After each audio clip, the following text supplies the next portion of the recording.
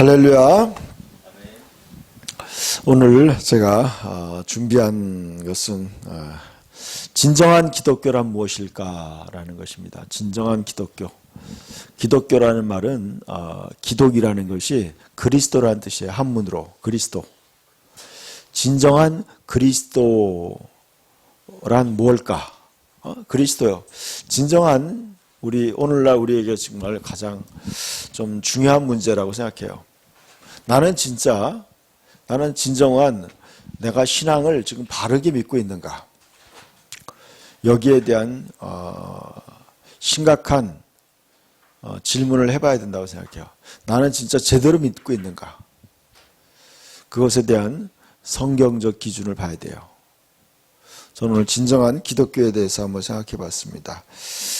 그리고 또 하나는 우리가 알곡인가? 내가 진짜 성경에서 얘기하는 알곡과 축정이가 있다고 말씀하고 있어요.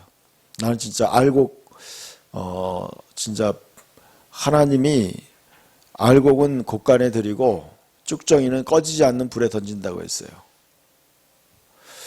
많은 성도들이 자신이 알곡이라고 착각할 수 있어요. 실은 쭉정이인데 알곡이라고 착각할 수도 있어요. 또 하나는 예수님도 얘기했어요. 여러분 이게 왜 예수님이 이렇게 알곡과 쭉정이 또 슬기로운 자와 미련한 자 이렇게 왜 비교를 하고 있어요? 여기서 잘 생각해 보세요. 왜 비교한다고 생각하세요? 실제로 그렇기 때문에 그래요. 예수님이 알고 계셨어요.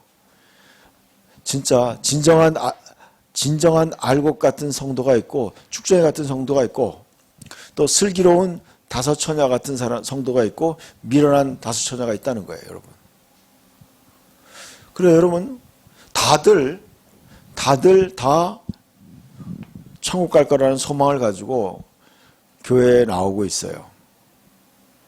기도도 하고 신앙생활 하고 있어요. 그러나 그것이 내가 지금 진정한 그리스도인인가 내가 진정한 기독교가 뭔가 거기에 대해서 여러분 심각한 고민을 해봐야 돼요. 또 이런 질문을 할 수도 있어요. 나는 착하고 충성된 종인가? 아니면 악하고 게으른 종인가? 여러분 주님은 그걸 알고 계셨기 때문에 계속 이렇게 비교하고 있어요. 여러분 성도 안에서 교회 안에서도 주님은 계속 이걸 점검하고 있는 거예요. 그럼 이제 우리는 우리의 인생에 대한 최종적인 평가가 다가오고 있어요. 그래서 우리는 자신의 믿음을 냉철하게 또 정직하게 하나님 말씀 앞에 자기를 비춰봐야 돼요. 또 이런 질문도 할 수 있어요. 나는 의인인가 악인인가? 예수님이 그랬어요. 너는 양이냐 아니면 염소냐? 여러분 성경이 분명히 양 중에서 염소를 가려내서 그들을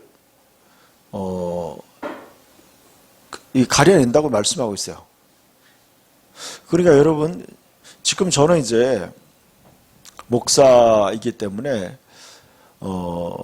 더 이런 것에 대해서 고민을 많이 해요.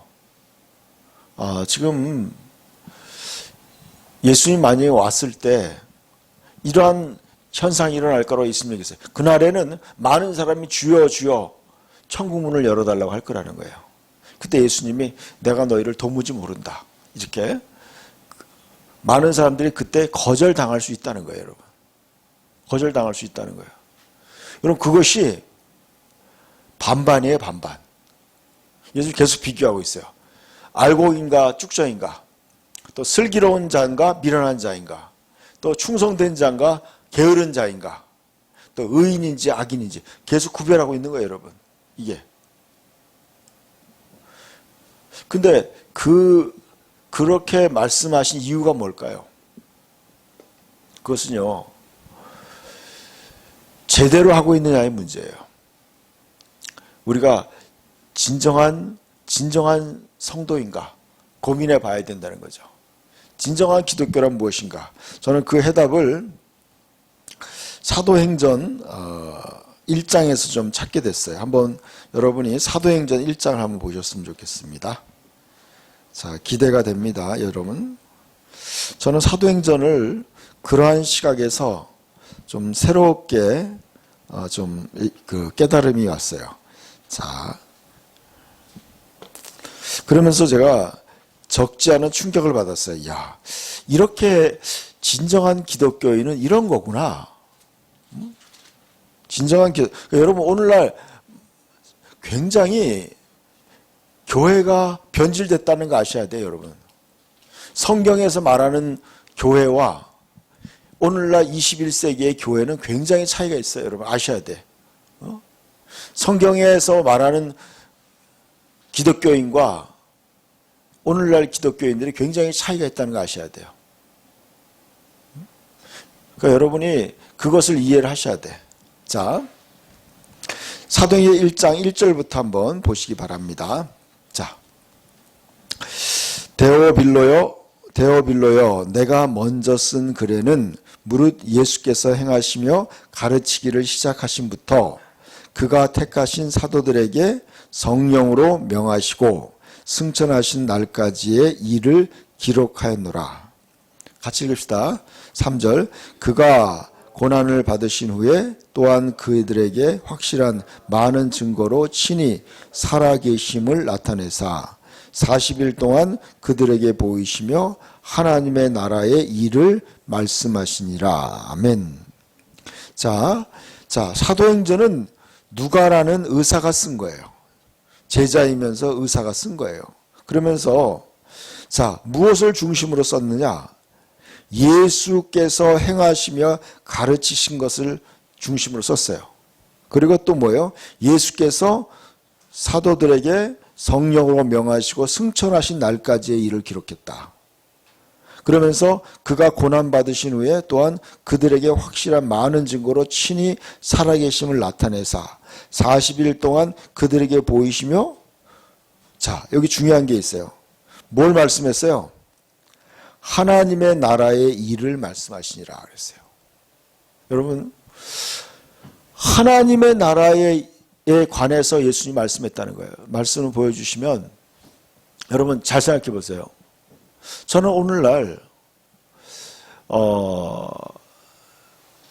제가 평신도일 때 저는 항상 그런 것에 관심이 많았어요. 도대체 하나님의 나라의 일에 대해서 관심이 많았어요. 하나님의 나라의 일, 하나님에 대해서 관심이 많았어요.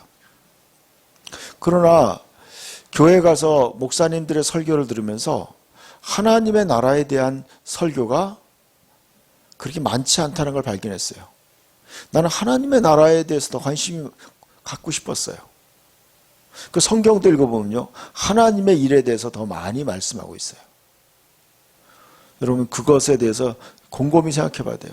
지금 예수님은요, 지금 우리에게 뭐냐, 예수님은 그들에게 뭘 가르쳤어요?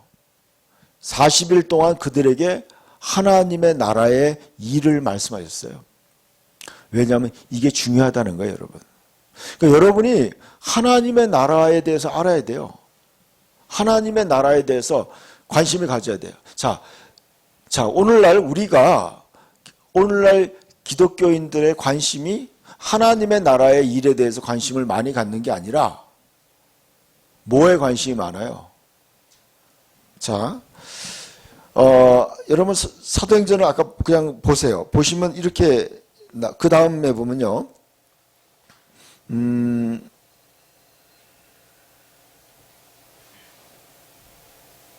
자, 여기 보니까 6절을 한번 보세요. 6절.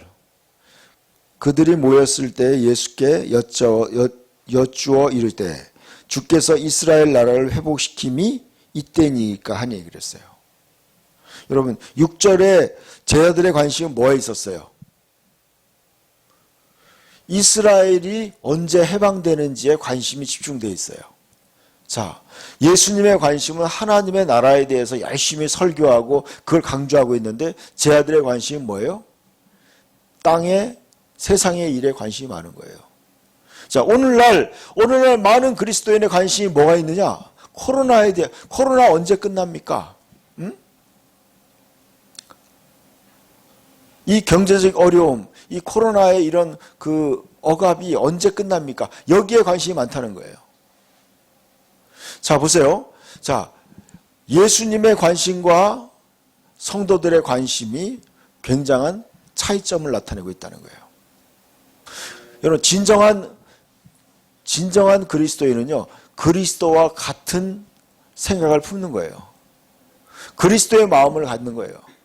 예수님이 관심을 갖는 거에 나도 관심을 갖는 거예요. 거의 관심을 갖는 거예요. 예수님의 관심은 뭐예요? 하나님의 나라에 대해서 예수님은 강조하고 있는 거예요. 예수님은 마지막 순간까지 하나님의 나라의 일에 대해서 부활하고 천국에 올라가기 전까지 하나님의 일에 대해서 하나님의 나라의 일에 대해서 강조하고 있는 거예요. 중요성을 말하고 계시는 거예요. 여러분, 예수님이 베드로에게 이렇게 얘기했어요. 사탄아, 내 뒤에서 물러가라. 네가 하나님의 일을 생각하지 않고 사람의 일을 생각하는도다. 기억나세요? 마태복음에 나오는 말씀이에요. 예수님이 십자가에 돌아가셔야 된다고 얘기하니까 베드로가 예수님에 대해서 항의했어요. 항변했어요. 예수님에게 대들었어요. 예수님, 당신 잘못 생각하고 있습니다. 그렇게 하면 안 됩니다. 예수님에게 대들었어요. 그러니까 예수님이 그랬어요. 너는 나를 넘어지게 하는 자로다. 네가 하나님의 일을 생각하지 않고 사람의 일을 생각하는도다 그랬어요. 여러분이 하나님의 일에 대해 생각하지 않는다면 여러분은요, 알곡이 아니에요. 죄송하지만 여러분의 항상 마음의 관심이 하나님의 일에 대해서 관심을 갖지 않는다면 여러분은요, 예수님이 베드로에게 얘기했어요. 사탄아, 내 뒤로 물러가라 그랬어요. 여러분, 이것이 굉장한 충격이에요, 여러분. 저는 원래 진정한 기독교인이란 뭘까? 진정한 그리스도인이 뭘까? 예수님 분명히 얘기했어요. 누구든지 나를 따르고자 하는 자는 자기를 부인하라 그랬어요. 자기를 부인하라. 자기 생각을 내려놓으라는 거예요. 자기 생각을 포기하라는 거예요. 자기가 죽고 이제는 예수님과 하나가 되는 거예요. 이게 진정한 기독교예요. 진정한 기독교. 저는 이 설교를 오늘 새벽에 기도하면서 하나님 이 말씀을 인도하셨어요. 그러면서 저는 생각했어요. 야,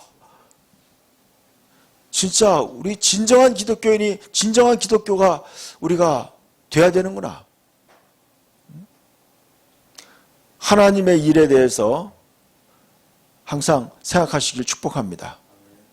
하나님의 일에 관심이 있어야 돼요. 예수님이 베드로가 분명히 했어요. 네가 사람의 일, 하나님의 일을 생각하지 않고 사람의 일을 생각하는도다. 하나님의 관점에서 봐야 돼요. 우리는 뭐예요? 하나님의 뜻을 항상 먼저 생각해야 돼요. 하나님의 일. 다음 말씀도 보여주세요. 4절부터 읽읍시다. 사도와 함께 모이사 그들에게 분부해 이르시되 예루살렘을 떠나지 말고 내게서 들은 바 아버지께서 약속하신 것을 기다리라.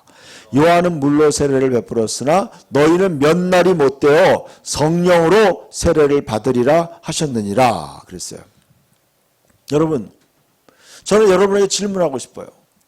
여러분, 성령으로 세례 받으셨어요? 이런 질문하면요, 굉장히 당황하게 돼요. 성령으로 세례 받은 기억이 별로 없는 거예요. 여러분, 예수님이 지금, 여러분, 초대교회 성도들은요, 성령으로 세례를 받았다는 거예요. 여러분, 성령 세례 받으셨어요? 사람들은, 여러분, 이건 목사들 간에 신학적 논쟁이 굉장히 많아요. 근데 솔직한 얘기로 따지면요, 성령 세례 안 받은 목사들 많아요. 신학 교수들 많아요, 여러분. 그러니까 이걸요, 인간적으로 자꾸 막 해석을 따르게 하는 거예요. 저는요, 하늘에서부터 성령 세례가 내려오는 걸 봤어요, 저는요. 저는 제가 체험했어요. 성령이 여러분 오순절날요 어떻게 했어요? 오순절날 마가의 다락방에서 120명의 성도가 모였을 때요 하늘에서 불이 그들에게 머리 위에 다 성령의 불이 내려왔어요. 그들은 성령 세례를 받은 거예요, 여러분.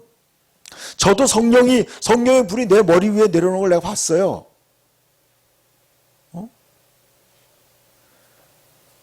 제가 26살 때인가 그랬을 거예요. 여러분, 제가요, 성령 세례 언제 받은 줄 아세요? 예수 믿고 한참 있다가 받은 거예요. 1년 이상 지나고 난 다음에.